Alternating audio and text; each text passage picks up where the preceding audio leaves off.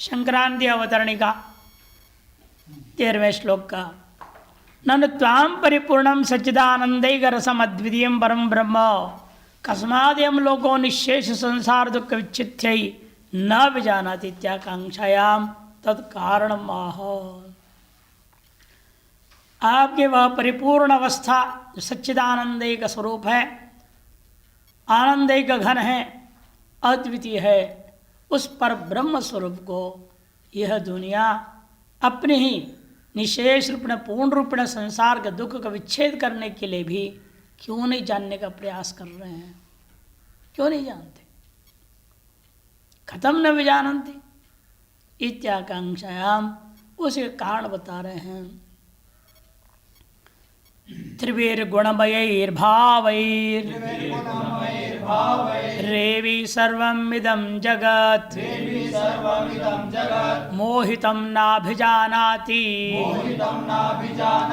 मामेभ्यः परमव्ययम्। त्रिभिर्गुणमयैर्भावैर्रेवि सर्वमिदं जगत् मोहितं नाभिजानाति मामेभ्यः परमव्ययम्। त्रिवीर्गुणमयैर्भावैर्, ये जो पूर्वोक्त सात्विक, राजस और तामस, इन तीन गुणमय भाव पदार्थ गुणों के विकारात्मक घटपटादि संसार है, और इनमें केवल घटमय संसार है तय नहीं, उसमें क्या भरा पड़ा है? राग द्वेष मोह आदि प्रकार ही। राग द्वेष और मोह, इनके द्वारा सर्वमिदं जगत मोहितम, यह संपूर्ण जगत इन्हीं के द्वारा मोहित हो गया है। अतः माम एभ्य परम, इन सब से जो पर है अव्यय तत्व, उसको ना भी जानाते, नहीं जानते हैं लोग। त्रिवीरिति त्रिवीर्गुणमयैर भाव ही, गुणमय भाव का मतलब गुण विकार ही। गुण का विकार राग द्वेष मोहादि प्रकार। घटपट आदि का होना दोष नहीं है, इन घटपट आदि में जो हम राग द्वेष कर लेते, ये समस्या है। संसार रहे अपना मौज करो, संसार का लाभ उठाओ, आनंद लो, इसे कोई आपत्ति नहीं है। लेकिन संसार में जो हम लोग राग द्वेष मोह से ग्रस्त हो जाते हैं, यही दुख का कारण होता है। वस्तु दुख का कारण नहीं है, वस्तु के साथ अपना जो संबंध है राग द्वेष मोह पूर्वक, वही का दुख का कारण है। उन प्रकार भावों के द्वारा पदार्थे रेभिर यथोक्त ही, इन पूर्वोक्त सात्विक राजस तामस यथोक्त कह दिया इसलिए भाष्यकार, उन पदार्थों के द्वारा सर्वमिदं प्राणी जातम, यह संपूर्ण जो प्राणी समूह है, इसे जगत नाम से कहा जाए मोहितम, अविवेकताम आपादितम, इन लोगों के अंदर अविवेकता का आपादन कर दिया गया। और अपने आप पर उन लोगों ने अविवेकता को स्वीकार कर लिया है। हम बोलते भी मैं अज्ञानी हूँ, मैं अविवेकी हूँ, मैं मूढ़ हूँ, ये सब भी बोलते, कभी कभी सच स्वीकार कर लेते हैं। भले अपने आप को बुद्धिमान समझता है, सब कुछ है, लेकिन कभी कभी सच बोल देते हैं, अपनी सच्चाई स्वीकार करते हैं। हम अविवेकी हैं, हम अज्ञानी हैं, मूर्ख हैं, मूढ़ हैं। वैसे कहो आप मूर्ख हो तो नाराज हो जाएंगे ये हमको मूर्ख कहता है। ऐसे का आचार्य बना, हमसे पढ़ करके गया दक्षिण भारत में और पढ़ाने लगा वहाँ पे। तो काफ़ी बुजुर्ग लोग हैं, पढ़े लिखे सब आए, तो 8-10 थे, और हर बार पाठ में कहे तुम लोग सब पशु हो, तुम लोग मूर्ख हो, तुम लोग अकल नहीं है, कहाँ संसार में पढ़े हो, ये वो। एक बार 2 बार सुने, फिर धीरे धीरे एक कर कटते गए। अंत जब 2 रह गए तब मेरे को फ़ोन किया, स्वामी जी ऐसे ऐसे हो रहा है, क्या बात है? मैंने कहा तुम क्या बोलते हो, बताओ उसको, सच सच बताओ, क्या कहते हो, कैसे पढ़ाते हो? पंक्ति ठीक से लगा नहीं रहे होंगे। नहीं, पंक्ति बिल्कुल ठीक लगाता हूँ। उसके बारे में बताते, वो लोग भी बोलते आप बहुत बढ़िया आप समझा रहे हैं। मैंने कहा समझाने के साथ तो थप्पड़ की तरह मारते हैं, बता। तो वो भी समझ गया मेरी भाषा को, ये पढ़ा है ना, हमसे जानता है। तो हाँ, मैं बार बार हर बात पे जो तुम पशु लोग हो, देवानाम पशु मंत्र सुनाता हूँ, सब महामूर्ख को पढ़े लिखे, ऐसे ऐसे बोलता हूँ। नहीं, ये नहीं बोलना चाहिए। तुम शहर के लोगों के बीच बैठे हो, वहाँ उनको बड़ी प्रेम से थप्पड़ मारना पड़ता है, ऐसे नहीं होता है, सीधे बोलोगे। तो इसलिए सब भाग गए। अब आके वापस ऋषिकेश में है हो गए वहाँ फेल हो गया, वो चल नहीं पाया। और यहाँ पर भी पढ़ा नहीं रहा, कुछ नहीं, भजन कर रहा अपना, कहते हम इसके लायक नहीं है। ठीक है, तुम अपने आप को ये सोच ले, अच्छी बात है। तो इसलिए ये सब किस तरह से समझाना है, ये भी बहुत समझदारी से करना। भगवान भी जो कितने प्रेम से थप्पड़ मारते थे, धीरे धीरे धीरे अर्जुन को ठिकाने पर लाया है, वैसे तरीका अपनाना पड़ता है ना। इसे जगत मोहितम अविवेकताम आपायतम सन ना भी जानाती, मुझे नहीं जानते। किस रूपेण नहीं जानते? माम एभ्यो यथोक्तेभ्यो गुणेभ्यो परम व्यतिरिक्तम विलक्षणंच अव्ययम व्ययरहितम इति न विजानन्ति। ऐसे जुड़ेगा पूर्वोक्त अन्वय। यथोक्त गुणों से मैं पर हूँ, इन गुणों से अलग हूँ, गुणात्मक नहीं हूँ, गुणों से अत्यंत विलक्षण हूँ। मेरा स्वरूप अव्यय व्यय रहित स्वरूप है। जन्मादि सर्वभाविकार वर्जितम, जन्मादि सर्वभाविकार रहित होने से मैं व्यय रहित हूँ। ऐसे मेरे स्वरूप को ये लोग नहीं जान पाते हैं। शंकरानंद टीका त्रिवेर गुणमय रीति, गुणमयी सत्वादि गुण परिणामयी, सत्वादि गुणों के परिणाम, वो भी अनंत परिणाम होते हुए भी है ही वो तीन ही प्रकार के। लेकिन त्रिभी त्रिप्रकार रेव, कौन से तीन प्रकार? सात्विकई राजसैस तामसैश्च। ये जो सात्विक राजस और तामस कैसे है, उसको अज्ञानी भाव मानता है। हमारे लिए क्या है? उत्पन्न ही नहीं हुआ है, जगत पैदा ही नहीं हुआ, तो भाव क्या कहा जाए उसको? अजातवादी के दृष्टिकोण में, ज्ञानी का दृष्टिकोण में है ही नहीं कुछ भी। यानी अज्ञानी होने के नाते उसके लिए क्या है? ये सब भाव पदार्थ मालूम होता है। और उन भाव पदार्थ अपने संबंध पर निर्भर है, जैसे प्राप्त है ठीक है, नहीं है तो अभाव भी बोलता है। भावाभाव रूपेण व्यवहार करने लगता है। भोग्य पदार्थ रेतेर अनुभूय माने, ये जो भोग्य पदार्थ है जिनके से वह अनुभव कर रहा है, शब्दादि विषय, शब्दादि विषय है जो कि कैसे है स्वरूप उनका बंधक ही, बंधन में डालने वाले हैं ये सब। तत्प्रवृत्ति कारण, और उनकी प्राप्ति या निवृत्ति, स्वानुकूल को उनकी प्राप्ति, स्वप्रतिकूल तो उनकी निवृत्ति के लिए निरंतर प्रवृत्तिशील है। प्रवृत्ति कारण ही राग द्वेषादि भिष्चम मोहिताम, ऐसे राग द्वेषादि के द्वारा वह मोहित रहता है। मोह क्या है? सद सद विवेक भाव तम प्रापितम भवंती। मोह मने सत्य और असत का विवेक के अभाव का नाम मोह है। उतार्ष मोह को वे लोग प्राप्त किए हुए हैं, मोह से ग्रस्त हैं वो। इंद्रियाभ्याम अजय्याभ्याम द्वाभ्याम एव हतम जगत, अहो उपस्थ जिह्वाभ्याम ब्रह्मादि मशकावधि, ब्रह्मादि मशकावधि। बहुत सुंदर बात कह दिया। आप लोग को पढ़ा है कि नहीं पढ़े पता नहीं, एक गुरुचरित्र नाम का पुस्तक होता है, दक्षिण में काफ़ी प्रसिद्ध है, उत्तर भारत में इधर प्रसिद्ध नहीं है। और लड़के तो लड़कियां हों बड़े ब्रह्मचर्य के साथ बड़ी विधिवत उसका पारायण करते हैं, 9 दिन में पूरा पाठ करते हैं। उसमें बहुत सुंदर आया है प्रसंग। शिष्य पूछता है गुरु से, महाराज युग का हम पहचान कैसे करेंगे? युग का स्वरूप क्या है? कि उन्होंने पहले बोल देते गुरु 4 युग सदा रहते हैं। अरे 4 युग सदा कैसे हो सकता है? और इस समय भी सत्युग है बोला उन्होंने, कलयुग के आदि में वो वर्णन है।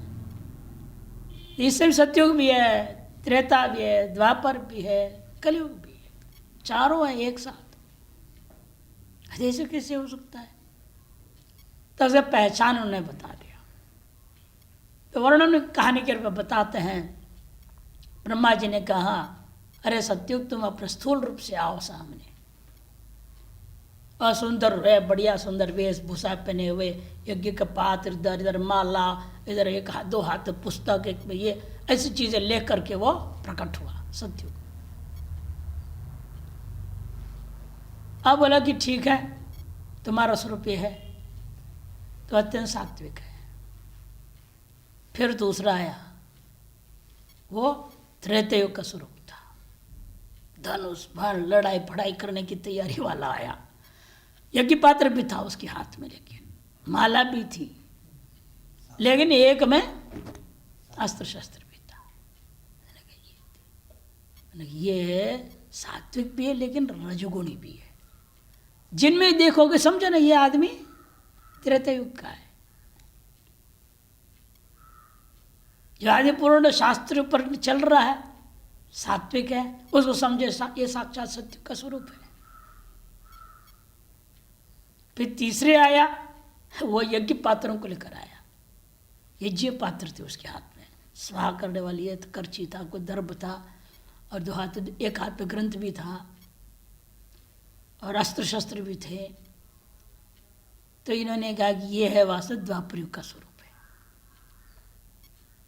चौथे नंबर में आया, बिल्कुल नंगा था, बिल्कुल नंगा, एक कपड़े का टुकड़ा ही नहीं शरीर में, और एक हाथ में इंद्र को पकड़ा हुआ है, दूसरा हाथ में जिह्वा को पकड़ा हुआ है। वही श्लोक आया, क्योंकि यही दो इंद्रिय है वास्तव में सभी युगों में पतन का कारण है। यही दो इंद्रिय है, अपना जन्नेन्द्रिय और जिह्वा।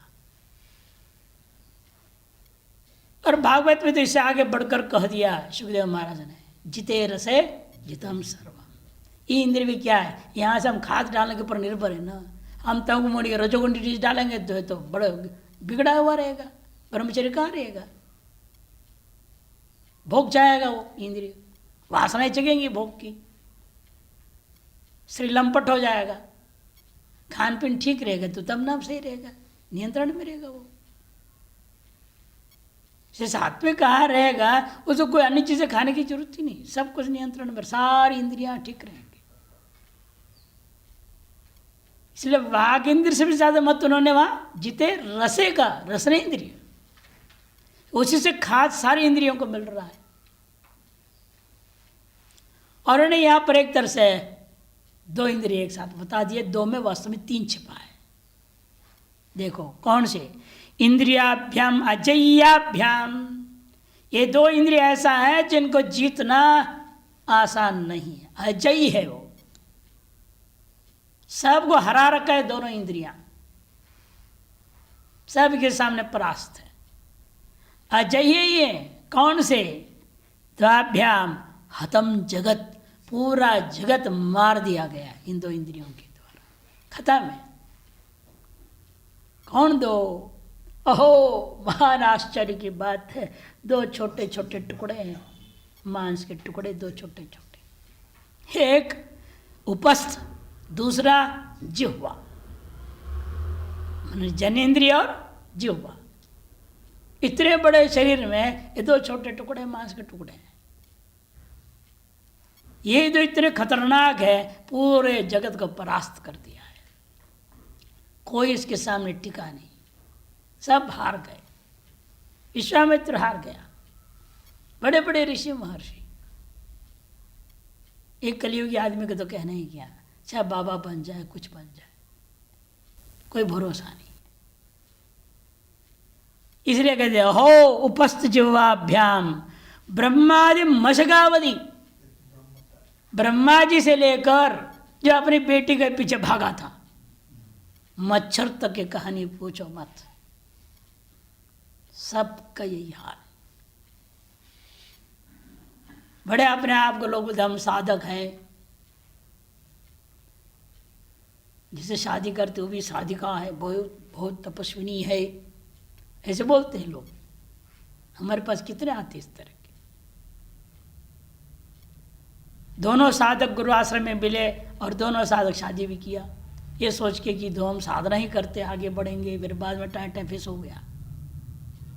ठीक है नहीं मामला? ये दोनों इतने खतरनाक है। या तो निचले इंद्रिय के कारण से बिगड़ गया मामला, या तो ऊपर किसी इंद्रिय के कारण से बिगड़ गया मामला। जब प्रेम होते रहते ना, तब बहुत ही जो है जिह्वा इतना मधुर होता है कि आप कल्पना ही नहीं कर सकते।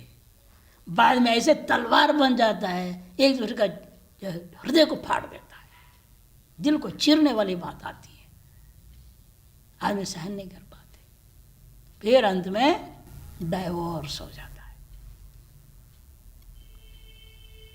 कि दुनिया में हम एक ने सैकड़ों हमारे सामने सीरियल आए और गए, सैकड़ों सीरियल। इसलिए अत्यंत सावधानी की अपेक्षा है इन दो के मामले में। ये पता नहीं हमको भी, शंकरानंदकार ने दिए हैं, ढूंढना पड़ेगा, स्मृतियों में कहीं ना कहीं होगा ये, या कोई पुराण में होगा, देखना पड़ेगा। वो सब हम लोग साथ में, जब पुस्तक कभी छपेगी उससे पहले हम सब मेहनत करेंगे, डालेंगे इसमें। अच्छा, इति न्यायेना, इस न्याय के आधार पर अनादि अविद्या, अविद्या, अविद्यायाम हो गया है, वो बिंदी नहीं होनी चाहिए। अनाद्य विद्या विषय भोग लांपट्यम एव अनुगमितम इदम जगत। इस न्याय के आधार पर अनादि अविद्या के कारण से ही विषय भोग से लांपट्य से युक्त हुआ यह जगत अनुगमितम भवति, दौड़ा दिया गया है। जंगम प्राणी जातम सर्वम, जगत से क्या लेना? स्थावर जंगम सबको ले लो, सकल प्राणी सब चराचर प्राणी जगत। सर्वंच येभ्य सत्वादि गुणेभ्यो गुणकारेभ्य, ये संपूर्ण जगत इस प्रकार से इन सत्वादि गुण और उनका कार्य जो राग द्वेषादि हैं इनके द्वारा एवं आकाशादि भूतेभ्य सर्वेभ्यो दृश्येभ्य, आकाशादि भूत उनके भौतिक कार्य संपूर्ण दृश्यों से परम भिन्नम माम ना विजानन्ति के साथ अनुभव होगा। इन सबसे जो परम है, भिन्नम है, नित्य, क्यों हम भिन्न हैं इनसे? वो तो त्रिगुणात्मक है ये सब, और मैं कैसा हूँ? निर्गुण हूँ। परमात्मा अपने आप को बता रहे हैं निर्गुणत्वेन। वे राग द्वेष आदि कारण से अशुद्ध हो गए और मैं शुद्धत्वेन। अज्ञान से सम्मिश्रित ज्ञान वाला है जगत, और मैं बोधैक रसत्वेन, ज्ञानेक स्वरूप हूँ मैं। और वह दुख मिश्रित सुख और आनंद मिलता है, मेरा आनंद घनत्वेन, मैं आनंद घन स्वरूप हूँ। ऐसे होने से मैं उन सबसे विलक्षणम, ऐसे विलक्षणम चाव्ययम अविक्रियम शाश्वतम परिपूर्णम अद्वितीयम माम परम ब्रह्म नाभिजानाति। अव्यय हूँ क्योंकि मैं अविक्रिय हूँ, शाश्वत हूँ, परिपूर्ण हूँ, अद्वितीय स्वरूप है मेरा। ऐसे मुझको परब्रह्म को वे लोग नहीं जानते। तत्र, लेकिन यह एक भी नहीं जानता है कि संसार में, कहते ऐसा नहीं। कोई कोई माई का लाल है, कोई कोई माई का लाल है, जो माँ का दूध पिया हुआ सब दामूल का दूध पिए हुए जाता है? तत्र कश्चित श्रुत्वा मत्वापि ब्रह्म परोक्षमेव जानाति। कहीं कोई कोई तो ऐसा है, सुना भी है, मनन भी किया, सब कुछ है, वो परब्रह्म को लेकिन परोक्ष रूप में नहीं जानता है। उनमें भी अततान सिद्धानाम कश्चित ज्योतिमाम तत्वतः। ऐसे माया का लालों में से कोई एकाध होगा जो अपरोक्षानुभूति करता है। सर्वत्र इसलिए एक वचन, कश्चित धीर आवृत चक्षु हो, कश्चित यहां भी आता ना, इसलिए कहते देखो, कश्चित श्रुत्वा मत्वापि ब्रह्म परोक्षमेव जानाति न तो इदमेव अहमिति। यह ब्रह्मी मैं हूं, मुझसे अलग कोई ब्रह्म नहीं। इस प्रकार से अद्वैत अनुभव करने वाला अति विरल होगा। आभिमुख्येन स्वात्मना वेत्ति न आभिमुख्य स्वात्मना वेत्ति। परोक्षपण जानने वाले तो सैकड़ों मिलेंगे, इन अपने अज्ञान को पहचान उसका नाश करके अपने अद्वैत भाव में स्थित रहने वाला अति विरल होगा इत्यर्थः। इसलिए श्लोक सुना है ना कई बार। क्या सुनाया था? नीतिज्ञश्च नियतिज्ञश्च शास्त्रज्ञोऽपि धर्मज्ञाः ब्रह्मज्ञोऽपि बहवः स्वज्ञानज्ञो अति विरलाः। नीति को जानने वाले, नियति को जानने वाले सैकड़ों मिलेंगे। नीतियों को माहिर है, नियति में ज्योतिषी, महान ज्योतिषी, आगे जन्म तक बताने वाले मिल जाएंगे।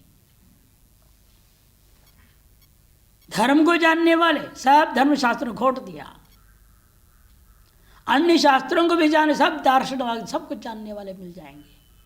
और देख क्या कहा जाए, इस ब्रह्म तत्व को जानने वाले भी बहुत मिलेंगे। इन अपने अंदर में विद्यमान जो अज्ञान है, जिसे कारण से स्वज्ञान भौतिक विषय ज्ञानों का जो अहंकार है, उसको पहचानने वाले अति विरल होते हैं। जो उसको पहचान लिया और उसको तिरस्कार कर देता है, त्याग देता है, वही श्रोत्र ब्रह्मनिष्ठ होता है। नहीं तो मैं कुछ हूं, ये जब तक है अंदर में, I am something means you are nothing, यही सच्चाई। जब तक आपके मन में रहते मैं कुछ हूं, तो समझो आप कुछ है ही नहीं वास्तव। सविशेषता ही अज्ञान का पहचान है। इसी जितना व्यक्ति अपने आप को विशेषणों से जोड़ने के प्रयास कर रहे, तो समझ लो पहले से लदा हुआ बहुत विशेषण है, उनको हटाए बिना और विशेष जोड़ रहा है, तो उसको क्या कहा जाए? बिल्कुल गलत है। लौकिक व्यवहार के लिए आवश्यकता मान करके व्यक्ति सोचता है, लेकिन न, ऐसा नहीं है। इनके बिना भी व्यवहार हो सकता है। आज भी समाज में जितने भी माने हुए हैं, वो कोई भी वेदांत आचार्य नहीं थे। रमण महर्षि वेदांत आचार्य परीक्षा पास किए हैं। रामकृष्ण परमहंस दुनिया मानती है, कौन से यूनिवर्सिटी से वेदांत आचार्य डिग्री पास किए थे। जितने भी आप बड़े बड़े संतों को देख लीजिए, ये वास्तव में जगत में एक बहुत महान आदर्श माने जाते हैं। और वर्तमान में जाओ, छोटे महाराज जी थे, कभी परीक्षा नहीं दी, लेकिन क्या माने नहीं रहे समाज में। फिर झूठी बहाना क्यों बनाते? लोक में व्यवहार करने के लिए, उच्च सम्मान पाने के लिए जरूरी है, लोग समझते हैं। अरे सम्मान पाने की चेष्टा क्यों कर रहे हो? सम्मान पाने की इच्छा ही गलत है। और शास्त्रीय टाइटल लगा के, आचार्य टाइटल लगा कर जो सम्मान मिलेगा, उसे कई गुना ज्यादा सम्मान मिलता है इन विशेषणों के बिना। व्यक्ति इस बात को समझता नहीं और सविशेषण बनने की कोशिश में रहता है। इसे दूसरे एक और प्रकार से व्याख्या कर इसी श्लोक देखो, यद्वा गुणमयी सत्वादि गुण विकारैर मनोमयो विज्ञानमयश्च ज्ञानेन्द्रियाणि अग्नि देवाश्च सत्विकारा। गुणमय ही भाव ही, गुणमय क्या है? भाव। सत्वादि गुण विकार है। सत्वादि गुण विकार क्या है? आपके पास दो चीजें, मनोमय और विज्ञानमय कोश। इसके अलावा बाहर में ज्ञानेन्द्रियाणि, ये भी सत्व के कार्य है। इंद्रादि देवता सत्व कार्य है। और राजस कौन है? प्राणादेह कर्मेन्द्रियाणि च रजो विकारा। पंच प्राण एवं कर्मेन्द्रिया, ये सब क्या है? रजगुण के विकार है। आनंदमयश्चन्नमयश्च तमो विकारो। आनंदमय कोश अविद्या प्रधान है और अन्नमय कोश अविद्या का कार्य प्रधान है। ये दोनों तमो विकार है। एवं सत्वादि गुणमय त्रिविधैर भावैर इस तरह सत्वादि गुणमय त्रिविध भावों के द्वारा आत्मन उपादित्वेन, इन्होंने दूसरा पक्ष क्या लिया, अपने शरीर में आपको घटा दिया। आपके शरीर का पांचों कोश ले लिया, अन्नमय आनंद में ले लिया तमो का कार्य में, प्राणमय को लिया रज का कार्य में, मनमय और विज्ञानमय को ले लिया सत्व का कार्य में। यह आपके जो पंचकोश आत्मा के जो शरीर है यही आपको उपाधि बन गया है।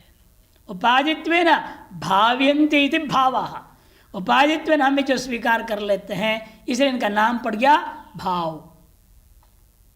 स्थूल सूक्ष्म कारण देहाः तैहि इत्यर्थ मोहितम, स्थूल सूक्ष्म और कारण शरीर इनके द्वारा ही हम मोहित हुए बैठे हुए हैं। बाह्य वस्तु हमें इतना मोह नहीं पैदा कर जितना ये अपना ही जो अंदर अपनी ही उपाधि जो है ये हमें मोह में ज्यादा ढकेल दिए हैं।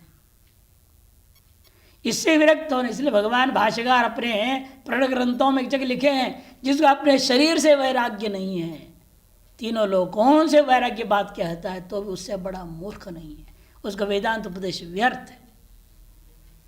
ऐसे कठोर वचन बोल दिए भाष्यकार कि शरीर से वैराग्य ना वो सबसे ज्यादा महत्वपूर्ण है, बाह्य चीजों से वैराग्य नहीं। और शरीर से वैराग्य का मतलब यही है शरीर की स्थिति के लिए जितना न्यूनतम आवश्यकता है उतने मात्र से व्यवहार निभाते जाओ। मैंने समझो कि आपके शरीर के प्रति मोह नहीं है, इसकी उतनी आवश्यकता हम पूरी करेंगे जितने हमारी स्वाध्याय चले, साधना चले, उससे अतिरिक्त कोई अपेक्षा ही नहीं करना। ऐसी स्थिति में रहने वाला ही वास्तविक साधक होता है। यह इसलिए इत्तम भाव में तृतीया है, इत्तम भूत लक्षण विपसा सूत्र है ना, उससे यहाँ तृतीया विभक्ति हुई है। देह तृतीय आत्मना सिद्धम इदम जगत, देह तृतीय तीन अवयवात्मक शरीर है, स्थूल सूक्ष्म और कारण, एतरित रूपेण ही स्थितम है। यह कौन, जिदम संपूर्णम जगत प्राणिजातम सर्वम, इनके द्वारा इनमें रहते हुए इनके द्वारा ये सब के सब मोहितम पंचकोशात्मक मिदम शरीरम एव अहमिति, पंचकोशात्मक यह शरीर ही मैं हूं, ऐसे अनादि विद्या आवरणात्मिकया वासनात्मिकया च त्रिगुणमय्या देह एवात्म बुद्धिम प्रापितम सत। यह अनादि विद्या के कारण से, अनादि विद्या कैसी है, उसकी भी दो चाल है, आवरणात्मक में और वासनामय्या है। आवरणात्मिकया और वासनात्मिकया च त्रिगुणमय्या देह एवात्म बुद्धि, इस शरीर में ही आत्मबुद्धि को टिका दिया है। ऐसे प्राप्त कराते हुए स्वयं एभ्य स्थूल सूक्ष्म कारण देहेभ्य परम नित्यत्व शुद्धत्व सूक्ष्मत्व आंतरत्व कूटस्थत्व असंगत्व चिद्रूपत्व आनंदैक रसत्व सर्वज्ञत्व सर्वसाक्षित्व सर्वप्रकाशकत्व आदि भी धर्मैर विलक्षणम अनावृततया सर्वदा प्रकाशम मानम अहम अर्थतया प्रत्यक्षेण सुषुप्तोपि प्रतीयमानम एकात्मकम एक रूपम निर्विशेषम माम प्रत्येक रूपम ना विजानन्ति, उसके साथ अन्वय होगा। इन देह की अपेक्षा से परम है ना, माम एभ्य परम, एभ्य मने शरीरत्रयेभ्य, इन तीन शरीरों से अलग, पंचकोशों से अलग, एभ्य परम, इन शरीरात्मक में अभिमान जो छोड़ करके इनसे पर जो है, कैसा है पर, वह तत्व नित्य है, शुद्ध है, सूक्ष्म है, आंतरतम है, कूटस्थ है, असंग है, चिद्रूप है, आनंदयिक रस स्वरूप है, सर्वज्ञ है, सर्वसाक्षी सर्वप्रकाशक है इत्यादि धर्मों से विलक्षणम अनावृततया, धर्मों से रहने वाला उस परम तत्व को जो कि अनावृत रूपेण देहत्रय की अपेक्षा से इन गुणों धर्मों के कारण से विलक्षण है, असंगत्वादि धर्मों के कारण से देहत्रय की अपेक्षा से विलक्षण है, ऐसे उस मेरे स्वरूप को अनावृततया, जो कि सदा ही अनावृत है, वो साक्षात अपरोक्ष है, आवरण नहीं का वहां पर, सर्वदा अनावृततया प्रकाशमानम, नित्य प्रकाश स्वरूप है, प्रकाशन होता हुआ, यहां तक कि सुषुप्ति काल में उसका प्रकाश काम कर रहा है। इसलिए कहते अहमर्थतया प्रत्यक्षेण, अहमर्थ का रूप में प्रत्यक्ष प्रमाण से सुषुप्ति में भी प्रतीयमानम, प्रतीत होता हुआ, एकात्म प्रत्यसारम, मांडुक्य प्रसाद में एकात्म प्रत्यसारम, उसको ले रहे एकात्मकम, एक रूपम, एकात्मक है, एक रूप है, निर्विशेषम माम प्रत्यग रूपम, ऐसे जो मैं स्व से भिन्न नहीं है, प्रत्येक रूप ही है वो, ऐसे प्रत्येक रूपम परम ब्रह्म ना भी जानती, ना भी जानाती, नहीं जानते। अयम एव अहमिति क्षुद्वत् भोगवत् आरोग्यवत् भोजनादि सुखवत् देहेन्द्रियादिभ्य भिन्नतया तो आत्मना न कोपि साक्षात करोति।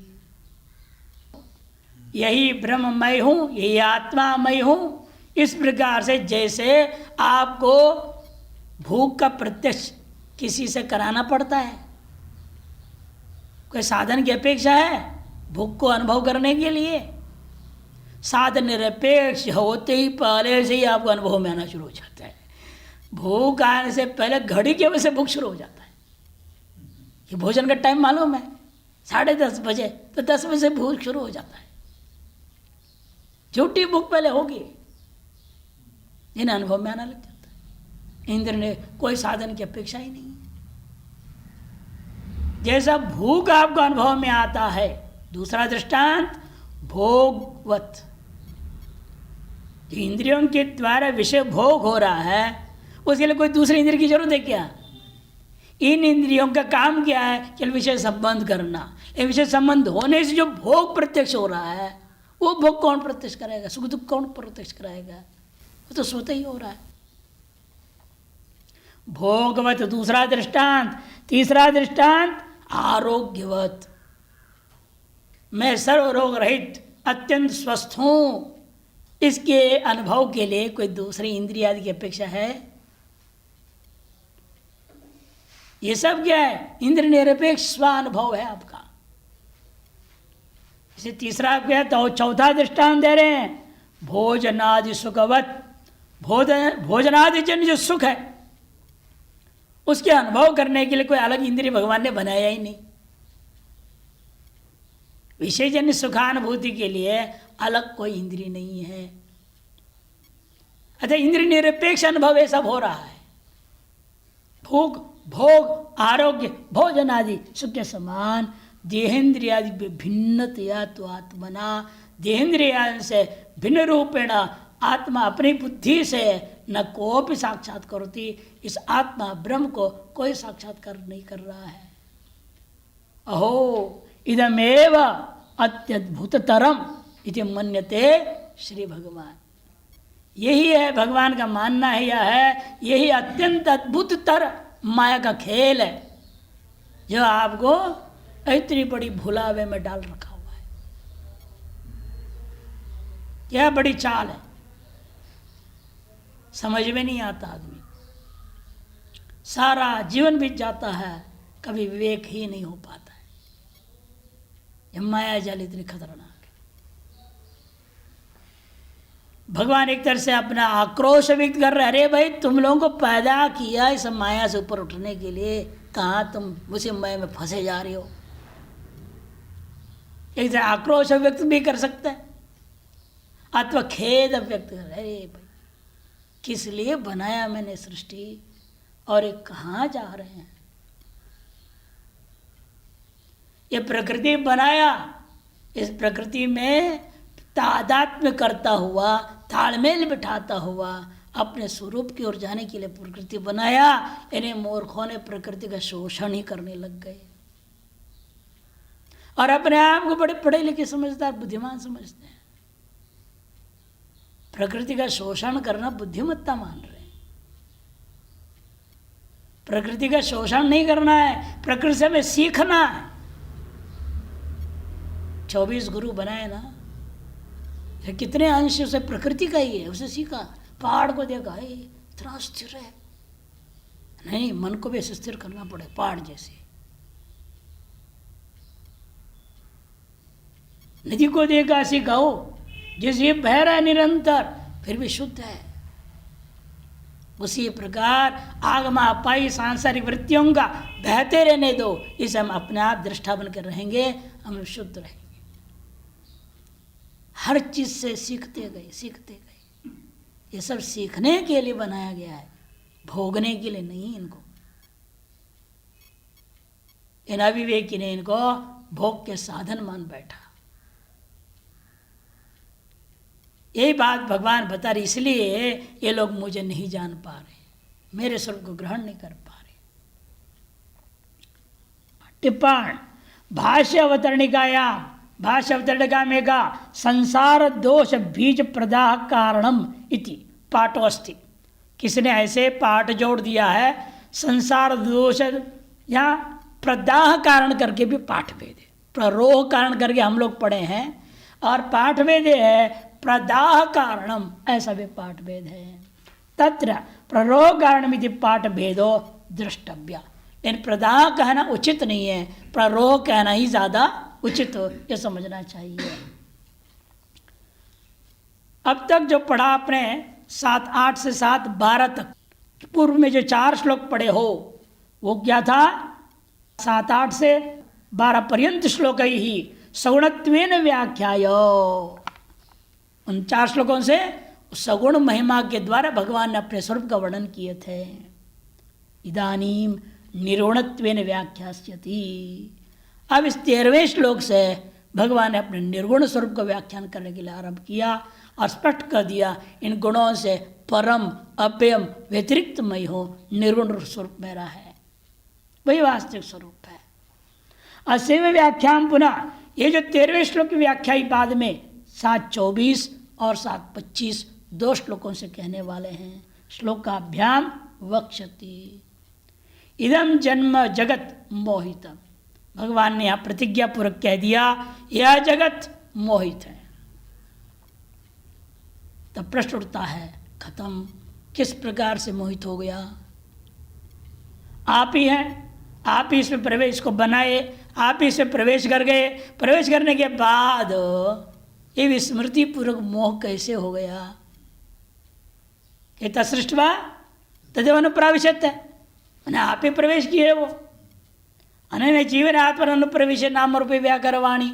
आप आए थे नाम रूप का व्याकरण कर, मैंने व्युत्पत्ति बनाने के लिए आए, और आ करके नाम रूप बनाते बनाते भूल गए। मैं ब्रह्म हूँ, मैं ब्रह्म ही आया हूँ, इसमें ब्रह्म ही ये सब खेल खेल रहा हूँ, ये बात क्यों भूल गया? मोह में कैसे पड़ गया? खत्म मोहितम। तब प्रश्न का जवाब है, इंद्रियाभ्याम मजय्याभ्याम द्वाभ्याम एव हतम जगत औपस्तुजिह्वाभ्याम ब्रह्मादि मशकावधि। वो श्लोक मैंने दोबारा दिया जान करके। ये श्लोक रोज आना 108 बार पाठ करो तो शायद अकल थोड़ा सुधर जाए। तब समझ में आ गया हमें नियंत्रण करना जरूरी है। साधु बनना है, स्वादुता को त्यागनी पड़ेगी। साधु और स्वादु में अंतर क्या है? साधु में भी सा है, स्वादु में भी सा है। स्वमेव अति, स्वमेव अति इति स्वादु। तो अपने आप को खा जा रहे हो, खा जा रहे हो, खा जा रहे हो, मैंने अपने आप को नाश करने वाला तत्व का नाम स्वाद होता है। और साधु वह है जो स्वयं को साध देता है, लक्ष्य को सिद्ध कर देता है, मैंने जीव ब्रह्म ऐक्यत्व अनुभूति करा देता है। वो गुण का नाम साधुत्व है। इसलिए यदि स्वास्थ्य चाहिए आपको, तो स्वास्थ्यम और स्वादुत्वम, दोनों में स्व है। स्वस्मिन तिष्ठति थी स्वस्थ, तस्य भाव स्वास्थ्य। जो अपने स्वर में स्थित होता है उसका नाम स्वास्थ्य, और जो अपने को नाश करता, खा खा कर बर्बाद हो जाता है, उसका नाम स्वादु।